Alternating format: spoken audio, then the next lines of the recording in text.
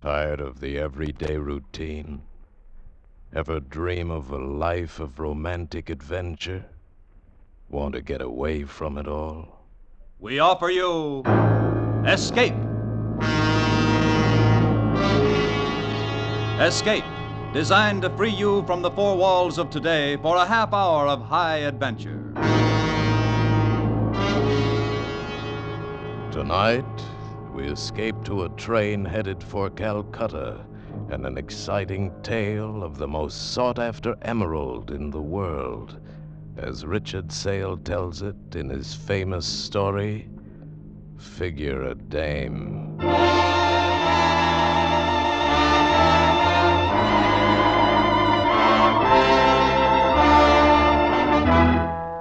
You do it. You figure a dame. Take this Mrs. Arthur Bankner, whose body I'm hired to guard. A widow woman who wanted a piece of green ice so bad she came halfway across the world to this Raj Johor, this whistle stop in the middle of India. And then to the winter palace of a character named Samurai Dal. Him and his English jodhpur's jeweled silk turban, his eyes like hard pennies. Him I didn't like. The star of Kilimanjaro. It has finally brought you to me. What, Mrs. Bankner? Oh, yes, Samari Dahl. Is that how I call you, or is it Mr. Dahl? However you call me, madame, will be satisfactory when you pay me the $150,000 we agreed upon. American dollars. Give him the money, Joe. I can't wait any longer. Oh, I think I've lived my life for this moment. First we look at the emerald, huh, Mrs. B? But Mr. Dahl wouldn't... Oh, Joe, it's not done that way. This is India.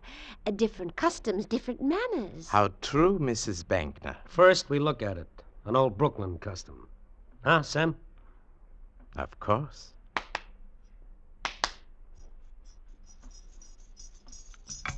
Samari Dahl. The emerald. The star of Kilimanjaro. Fetch it, girl. At once, Samari Dahl. Goes good with you, huh, Sam? Dancing girls with bells on their toes? It's only adequate. I neglected to ask you this, Mrs. Bankner. Forgive me, but just who is this creature? Joe? Oh, he's not a creature, Mr. Dahl. He's... well, for one thing, he's a detective for the Magnum Insurance Company. That explains a great deal. You see, Mr. Dahl, Joe, Mr. Harriman here, recovered some jewelry I lost in Paris. Oh, I was so impressed with him. I mean with how efficient he was. And She means she persuaded Magnum to let me come along on this little buying trip for protection. Magnum thought it was a good idea, too. Now you know who the creature is. Now everything's gay, huh, Sam? Samari Dahl. Thank you. You may go back, girl, to whatever child's game you are playing. I could weep at having to part with this. Here, the star of Kilimanjaro. Oh, Joe, look at it, look. Oh, all my life, many, many jewels, but, oh, none like this. None. Yeah. It's something. It'll do. Oh. You are satisfied, Joe? Yeah. And you, Mrs. Bankner, it satisfies you? Oh, yes. Then it remains only for me to be satisfied. Give him the money, Joe. Give it to him. Yeah, okay. Okay, here, Sam. You can count it if you want to. I want to. Oh, exquisite money. Good. Oh, Mrs. Bankner. Yes. If by some grave misfortune you should lose the star of Kilimanjaro, or more exactly, it be stolen from you, then please to refer the thief to me. I shall be happy to buy it back from him at a good price.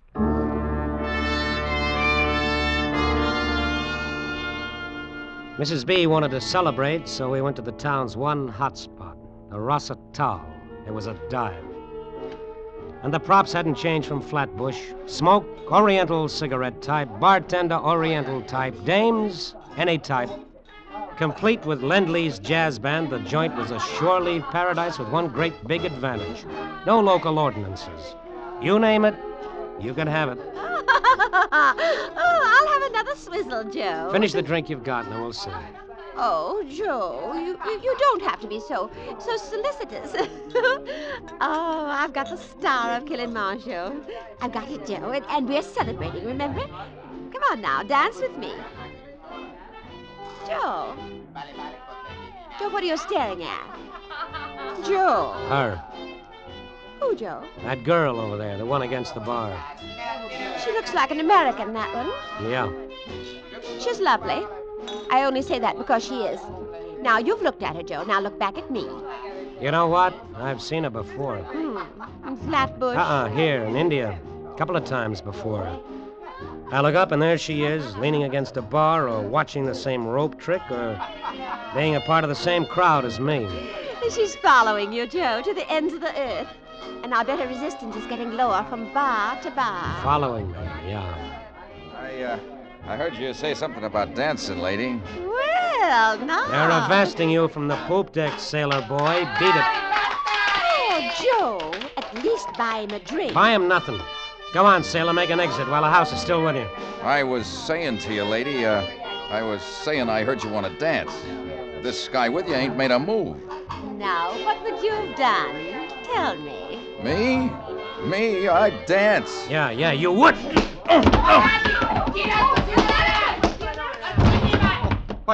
What has happened here? The Jolly Tar, he happened. Get him out of here. Oh, yes, Sahib. Amit Tohan, this man on the floor. Out! You shouldn't have hit him, but... Joe, I liked watching you do it. And I'm of the same mind. It was a beautiful thing. Oh, you too, mister? You want to play too? No, my boy, no. I know an Irish Red Cross when I see one, so I brought you both drinks. My pleasure. Why, thank you. I am not Irish. You may not know it, son, but you are. You know, someplace on your tree there's an Irishman. Do you mind if I sit down? Who are you? What's the A man like you, son. I can tell it by the turn of your lips. A seeker, you might say. After what now? A woman's smile? And there's that here in India. Fortune? There's that here, too. Things, that's what. Without the Irish poetry, who are you? Rafferty. John Rafferty. We're happy to know you, Mr. Rafferty, even for just this moment. We're leaving now. Oh, really? But why? Let's stay, Joe. Sleep. We'll need it. The train to Calcutta leaves early tomorrow. And so it does. Then this is not goodbye after all. For I'll be on that train myself. Sleep, I'd said. For the widow with the emerald, maybe, but not for me. I sat on the veranda of the Raj Johor Ritz just outside Mrs. B's room, and I could hear her making happy moans in her sleep. Once I heard a crawling noise. I got up, investigated, and found it was a noise made by something that crawls. Then came the dawn. I hustled Mrs. B and her bags into a Model T cab that took 2 hours to get to the railroad station a mile away. That I'd counted on, so we made the train for Calcutta on time. Oh, Joe, just think, in a few days, Calcutta. Then the plane, then Paris, and then you leave me. Yeah, that's how it was laid out, the itinerary. Go on in, I'll be there in a minute. But aren't you coming with me? No, Mrs. B, you go find your compartment. I'll bring the bags to you. Oh, but... Oh, I see. The bar girl. That's who it is, isn't it, Joe? Coming this way. That's who it is, Mrs. B. You won't want to be here when I talk to her, huh, Mrs. B? No, but don't talk long, Joe. It's me that's paying you, remember? So Mrs. B was on her way to her compartment. The star of Kilimanjaro and a little pouch with gold strings around her neck and inside her dress. This was the last lap. If anyone was going to lift the rock, it had to be done before we got to Calcutta. And then the girl's perfume was inside me. We've met before, haven't we? Where or when, I don't know, but we've met. It's as good a way as any to get to know me. I'm Joe Harriman. Marion Ryder. Seems we're always in the same places. On the train all the way from Bombay, at the cafe last night, here. Coincidental, isn't it? Is it? I wouldn't know. Well, of course it is. Wait, do you mean you've been following me? A dream like you that makes you hungry inside? It wouldn't be hard. Like that? Like that. Traveling for your health, Marion? No, business. In this slop hole, something like you, business? Well, I'm a kind of buying agent for a New York firm. Trinkets. That's it, trinkets. Emerald trinkets? Emerald would be lovely. I must find my compartment, Mr. Harriman. Maybe I'll see you again later? Count on it, Marion. It's a promise I make to myself. All aboard! All aboard!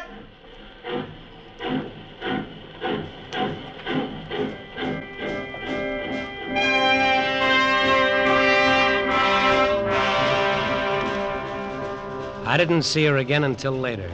I sat in my own compartment next to Mrs. B's and did a lot of thinking. Important thinking, and I didn't want it mixed up with her perfume. Maybe she was an out-and-out jewel thief, and that bothered me. She was a cinch to get caught if she tried to lift that stone. And you can't make that good time with a girl who's behind bars. I did my thinking like that for a long time. Had a couple of meals in between, and read, and did some more thinking. When I got finished with it, I was looking out of a window and seeing it was a night without moon. A night for company. I walked down to the club car and found what I was looking for. Hello. Hello, Miss... Oh, don't be frightened. It's me. That, kind of night out there get you down? No. I was just toying with my memory. Sit down, Joe. Oh, thank you. Toy with your memory some more. It wears wonderful on you. And then tell me about it. All right. Now shall I tell you about it? Uh-huh. Out there, Joe, the night, the black hills, those strange little lights that flicker and swirl past you. It's like... Well, like I wasn't on this train at all, but out there and part of it. Like something I've known and remembered for a long, long time. Is that all? That, Joe. This? Joe. Don't say we shouldn't have done it, because we should have. I know, but what must you think of me? What? I'll tell you. Because I level with women who level with me. I think you're interested in me. And? And trinkets. Expensive trinkets. Like the star of Kilimanjaro. I don't understand you. Mr. Harriman, please come, hurry. Mrs. Bankner. What's the matter with her? She is very upset. I think something is wrong. She says you come right away. She's crying. Excuse me, Marion. I gotta go to work. Come on, you. Yes.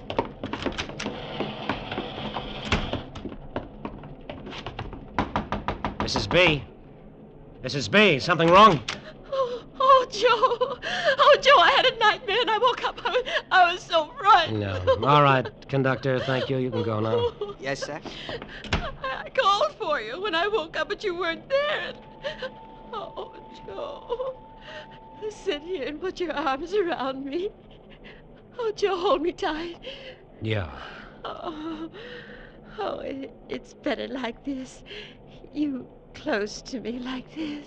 Uh-huh. Oh, look at me, Joe. What do you see? You're so helpless, I could kiss you. Try me, Joe. Yeah. Joe. Joe, you're hurting me. Joe, what? Joe! Her throat was soft against my hands. Her arms waved around for a little while. The look in her eyes was something I had never seen before. She didn't struggle much. She didn't do anything much. Except not believe it was happening to her. That she was being murdered. Then she quit believing anything. She was dead.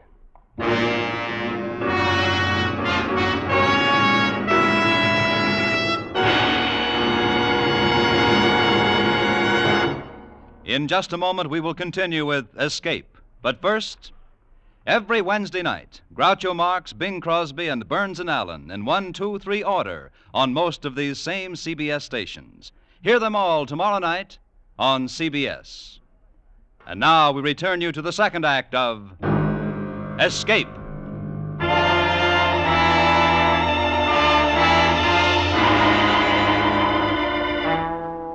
There wasn't much trouble falling asleep after that, after I was sure Mrs. B was dead, and after I'd stashed the emerald where it couldn't be found. Wasn't much trouble falling asleep at all. Like being out with a beautiful dame, and she liked you. And you went home and put your arms behind your head and smiled to yourself. And you slept the best kind of sleep of all. It got to be 8 o'clock in the morning, and that was all right, too. Because there I was having breakfast in the diner with another promise I'd made to myself. Her name was Marion Ryder. And she poured my coffee for me. I've been thinking, Joe. Uh-huh. I've been thinking it was wrong what we did last night. I'll tell you why it wasn't, Marion. You want to hear? Just don't lie to me. I'm crazy about you. See, I don't even have to look down into my coffee cup when I say it, like you're doing. I'm sorry. It's just that... Wait a minute, honey. Conductor. Hey, come here a minute, you. Yes? What is it you wish, sir? I wish this. I wish that you would go down to Mrs. Bankner's compartment and wake her up. Tell her this mush you waiters serve for breakfast is lousy, but tell her she's got to get some food in her. Yes, sir. Well, don't just stand there. I wish it, so do it. Yes, sir. Right away, sir. Joe. What are we saying, honey? Don't call me honey. Why not? It's a word I don't care for. Just don't do it. Yeah. No class, huh? Sure, wait till we get to Calcutta. I'll find the words that'll fit. Joe. Leave me alone now. But... Calcutta is only a few hours away, Joe. Sure. I know about dames, Marion. They need thinking time to make everything right with themselves. Sure. I'll see you later.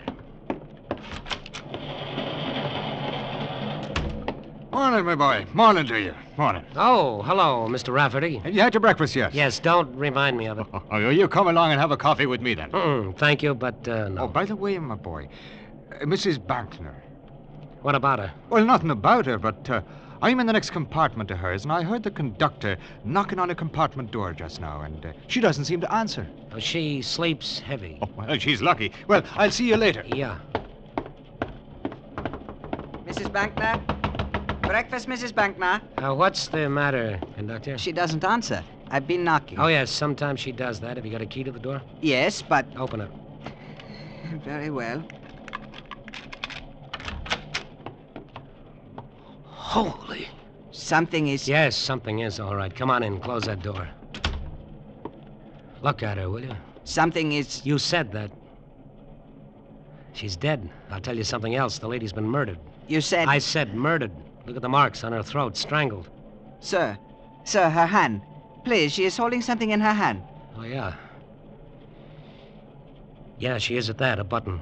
Perhaps the man who did this thing to her. His button. That's a real good, perhaps. Come on. Not a word about Mrs. Bankner to anybody, you understand? Yes, but... I'm a detective. I know about these things. Not a word. Come on. When do we get to Calcutta? In 3 hours, noon. First stops are for water. A 5-minute stop at a village, Mipirai, then Calcutta. As soon as we get there, telegraph to Calcutta to the police. Tell them what's happened. And that's all. You understand? Yes. Well, now we go in here. In here. But this is Mr. Rafferty's compartment. Yes, the guy who did it. Close the door. I think he got what he was after from Mrs. Bankner. Maybe we'll find it. There will be trouble. You are searching his things. I told you I'm a detective. I know how to operate. Now, let's try this closet. Let me see.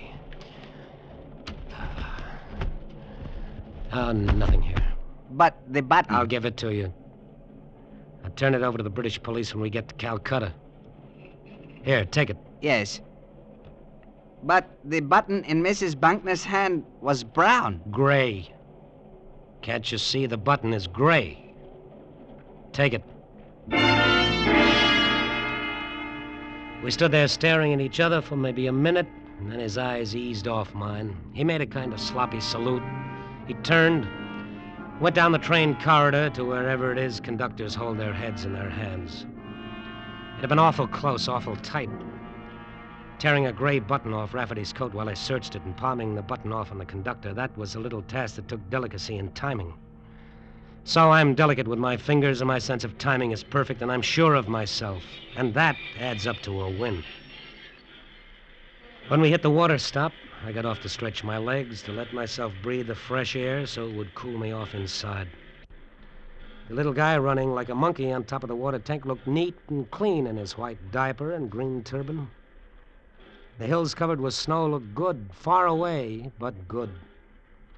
And then an Irish mosquito buzzed in my ear. It's a lovely panorama, those hills. Lovely. It's like music.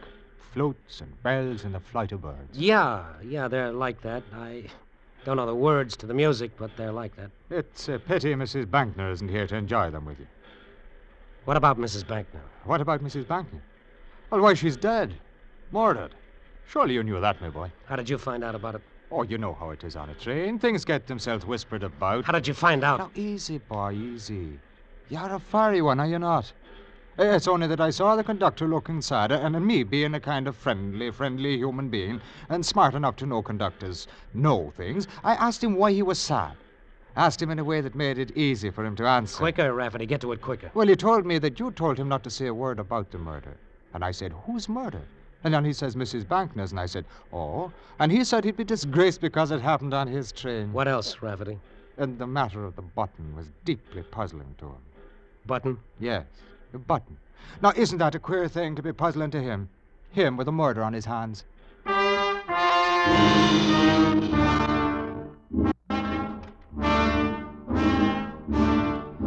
train got going after that. Me too, my brain, that is.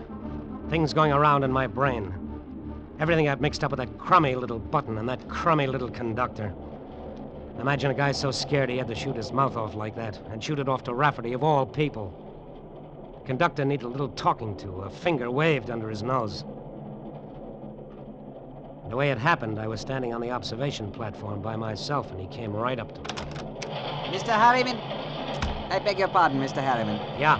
I beg your pardon, Mr. Harriman, but lunch is being served in the diner. An early lunch. We shall be in Calcutta in an hour. Come here, you. I beg your pardon. I said come here. You wish it? Uh-huh. You know something? You look worried. Because I am. Why? This whole affair. The murder and the... Button? That, sir. And the other thing. You say Mr. Rafferty is the murderer. I told you not to talk to him. I told him hardly anything. I didn't tell him he was suspect. Oh, it's good you didn't. Real good for you didn't. Just let Rafferty coast, you understand? Then when we get to Calcutta, the police will arrest him because you've got the evidence. The button. I've got it, only... Only what? Only I thought it was brown. You did, huh? It was brown. You're sure of it? It was brown. When it was in Mrs. Bankner's hand, it was brown. When you gave it to me in Mr. Rafferty's compartment, it was gray. See, I have it here. It is gray. Yeah, I'll take it. Sir? Give it to me. Thank you. Now, you know what? It was brown. Yeah, it was. But I'm saying something. I'm saying, you know what? Sir? I'm saying you've got to go. You really got to go. Sir, what are you doing? Right now, you Sir, got to go. It was gray. No, no, no!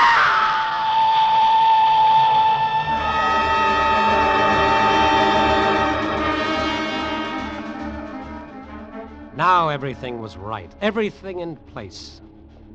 The button I had proved Rafferty the murderer of Mrs. B. The conductor, everybody would say the poor guy had a bad accident. Now all it needed was the payoff to a dream. And that would be something named Marion Ryder.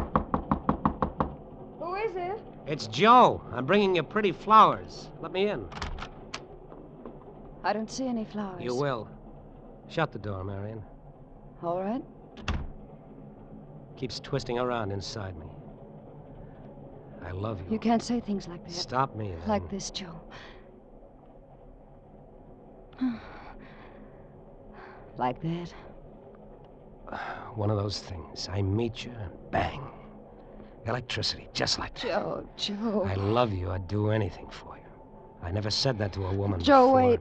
I've got to tell you something first. What's to tell me? That you're a crook? That you followed me and Mrs. B so you could lay your hands on the star of Kilimanjaro? No, Joe, wait. You're too late, kid. Mrs. B is dead, murdered. The emerald's gone. Something wrong, kid. Oh, so much. So much. Oh, nothing is wrong. Rafferty, the Irish poet, is going to take the rap for it. He was after the emerald, too, but he's not getting it. Just the gallows. That's all Rafferty Joe, gets. listen to me. Stop talking and listen. No, kid, you listen to me. I get $50,000 for it. We'll take it back to Semery Dahl and sell it to him again. $50,000, you and me. We can die from so much joy. I killed her for you. You? You killed Mrs. Bankner? You murdered her? Sure. Kid, it wasn't hard. You mean that much to me, so it wasn't hard. It was almost a pleasure. A down payment on our happiness, you might call it. Oh, you spoiled everything. Oh, Joe, you poor fool. Marion, is that right, Joe? You're such a fool. Get out of here, Rafferty. No tricks, lad. This gun I hold makes holes in people. You're people, aren't you, Joe? Or are you? What do you want here? Tell me before I go for my gun, I do foolish things like that. I don't doubt it. But first I'll tell you, lad. I know how you planted a murder on me with a button from my coat. And I know where the Star of Kilimanjaro is. So you're nothing but a filthy, stinking jewel thief, just like I figured. Not quite, Joe. Marion, tell him how I know these things. Tell him who I am. He's the chief of the Magnum Insurance Company agents in Bombay. Rafferty, you're crazy. No. Magnum cabled him to follow you and Mrs. Bankner to make sure the emerald got back safely. Magnum didn't trust you with a stone like that. They put another man on to make sure you wouldn't steal it. And you had to kill her. They can't prove it. I'll pin it on Rafferty, so help me. But you killed her. You just admitted it. Only to you. Your word isn't worth dust. You're a crook yourself. No. Not quite. Marion? All right, I'll tell him. Joe, I happen to be Rafferty's wife. She said it. It only took her a couple of seconds, but that's what she said. But it took a long time for the words and the sound to get to me. And you know something? Looking at her then, and watching her mouth move, she looked real sad, and suddenly real lonely. You do it. You figure it, dame.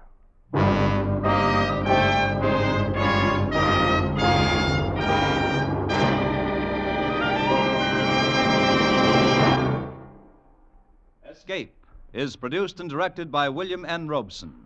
Tonight we have presented Figure a Dame by Richard Sale, adapted for radio by Morton Fine and David Friedkin. Featured in the cast were Frank Lovejoy as Joe, Joan Banks as Marion, Sarah Selby as Mrs. Bankner, and Ben Wright as Rafferty. Also heard were Paul Frees, Harry Bartell, and Gary Merrill. Special music was arranged and conducted by Del Castillo. Next week. You are on a small ship off the coast of Borneo. In the waters beneath you lies a fortune in pearls, and at your side stands a man from whose murderous greed there is no escape.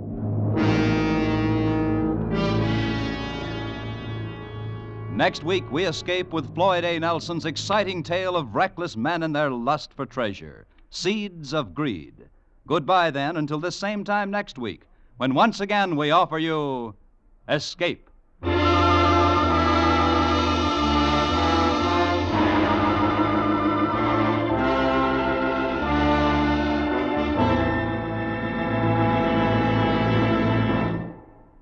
It's Christmas time. Lots of mistletoe, lots of packages, lots of carols being sung. And never a man to overlook a chance to celebrate, George Burns gets into the act with a special program of what he claims are Christmas carols. George's sponsor had certain ideas about George's voice a few weeks ago and fired him from the show. And tomorrow night, you'll learn how George's fellow singers and Christmas shoppers in general react. For one of the merriest of holiday shows, don't miss George's and Gracie's program on most of these same CBS stations this Wednesday night. Now stay tuned for Hit the Jackpot, which follows immediately over most of these same CBS stations. This is CBS, the Columbia Broadcasting System.